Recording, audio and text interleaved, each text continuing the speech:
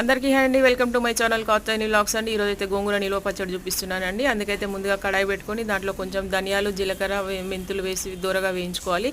తర్వాత దాంట్లో కొంచెం ఆయిల్ వేసుకొని ఎండుమిర్చి వేసి వేయించుకోవాలి. అది తీసి పక్కన పెట్టుకున్న తర్వాత అందులోనే కొంచెం ఆయిల్ వేసి గోంగూర తీసి వేయించుకోవాలి. ఈ గోంగూర అయితే మనం మంచిగా కడిగి నీడలో మంచిగా ఆరబెట్టుకోవాలి. తడి అస్సలు ఉండొద్దు. తడి లేకపోతే మనకి ఈ పచ్చడి 15 రోజుల వరకు మంచిగా నిల్వ ఉంటుంది. టేస్ట్ కూడా అస్సలు ఏం చేంజ్ అవ్వదు.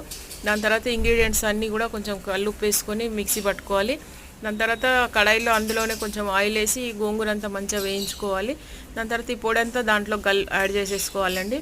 కాకపోతే ఈ గోంగూర అయితే మిక్సీ పట్టే అవసరం లేదు. ఒకవేళ రోలు ఉంటే కొంచెం మెత్తగా కావాలనుకుంటే నూరుకోవచ్చు.